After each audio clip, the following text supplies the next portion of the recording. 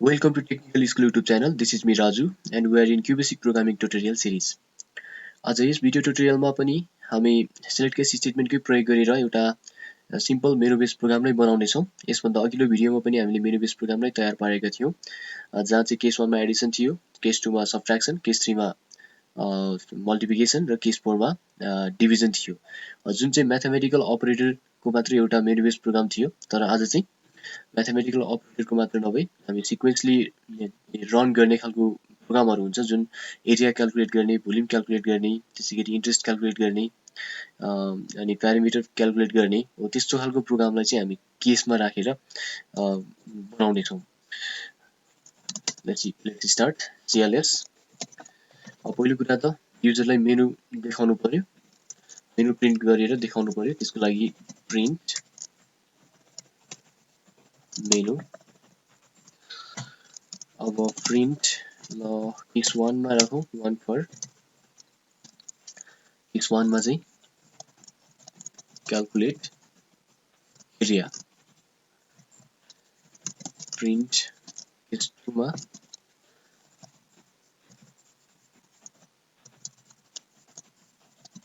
Calculate volume.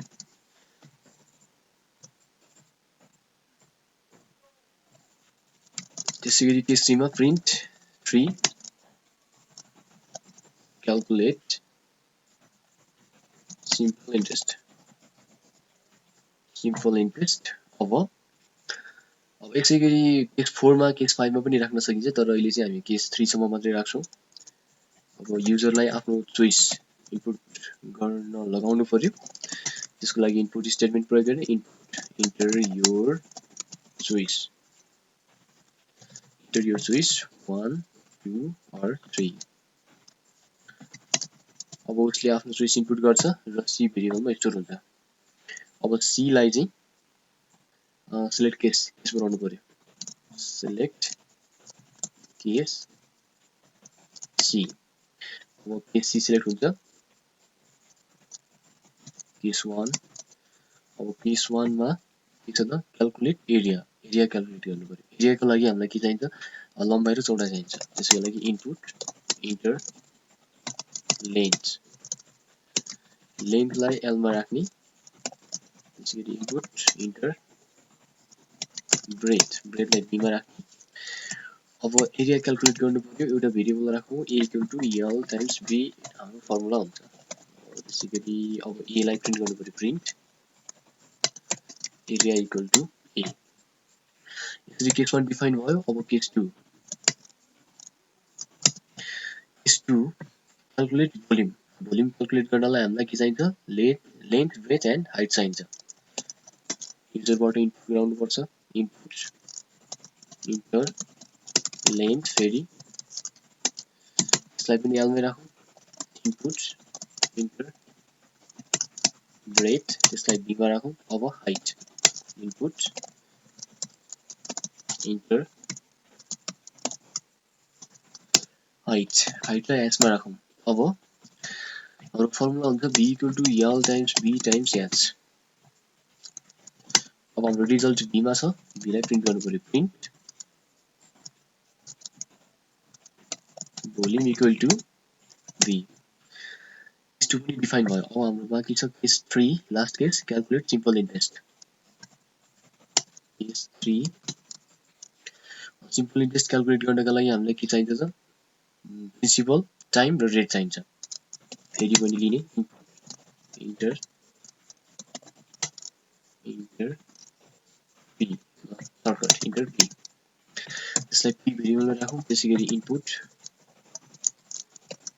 Enter T भनेको time, त्यसैगरी enter R PTR, त्यसलाई स्मल लेटर R मा राखौं। अब हाम्रो फर्मुला हुन्छ I = PTR/100। I variable create गर्यौं, I = P times T times R upon 100। अब प्याच क्याल्कुलेट भएर I भेरिएबलमा स्टोर भएको छ। अब I लाई प्रिन्ट गर्नु पर्यो, प्रिन्ट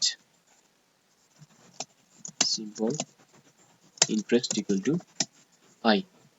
4 अब हामीले केस 3 सम्म मात्रै बनायौं यस प्रोग्राममा यसैगरी केस 4 केस 5 केस 6 जतिवटा पनि केस बनाउन सकिन्छ अहिले चाहिँ हामी केस 3 सम्म मात्रै बनाउने छौं अब अन्तमा एउटा हुन्छ केस इल्स केस भन्दा बाहिरी यदि उसको ट्विस्ट भयो भने के गर्ने केस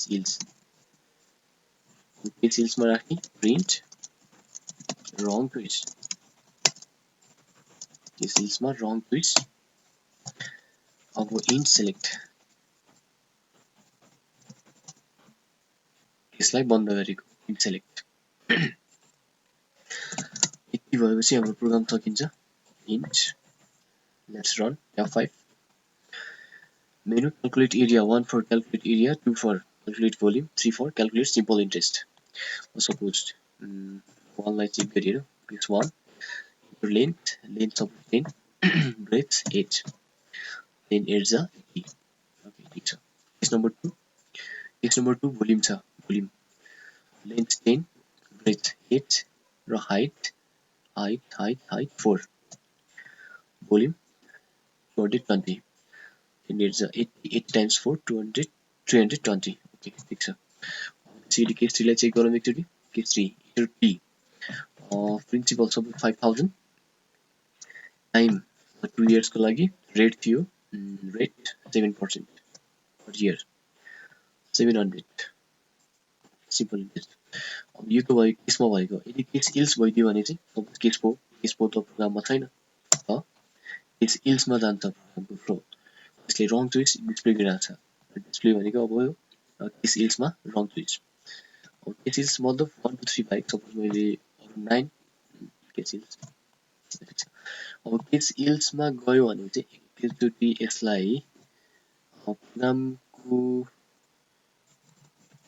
यो पार्टबाट फेरि रन गराउन सकिन्छ मतलब यदि युजरले केस इल्स केस 1 2 3 भन्दा बाहेकका कुनै केस चाहिँ इन्पुट गर्यो भने चाहिँ रङ ट्विस्ट डिस्प्ले गर्छ र हामी गो टु स्टेटमेन्टको प्रयोग गरेर प्रोग्रामलाई यो जुन यो अन्तको केस इल्स छ केस इल्सबाट सिधै माथि टपमा जम्प गराउन सक्छौं त्यसको लागि चाहिँ गो टु स्टेटमेन्ट प्रयोग गर्नुपर्छ जस्तो गो टप अथवा टी मात्रै राखे पनि भयो कुनै पनि एउटा लेटर भेरिएबल टप टी अब माथि टी राख्नु पर्दैन प्रोग्रामको कुनै पार्टमा जम्प गराउने हो त टी राखेपछि डबल कोट राख्न बिर्सनु भएन यति भइसकेपछि चाहिँ अब केस इल्स भइदियो भने माथिबाट एकचोटि प्रोग्राम रन हुन्छ सपोज मैले केस इल्स 6 हाने 6 केस त छैन रङ ट्विस्ट फेरि प्रोग्राम कहाँ गयो त माथिबाट मेनुबाट प्रिन्ट हुँदैछ यसरी गो टु स्टेटमेन्टको प्रयोग पनि गर्न सक्छौं प्रोग्राममा गो टु चाहिँ एउटा मात्रै अनकन्डिसनल स्टेटमेन्ट हो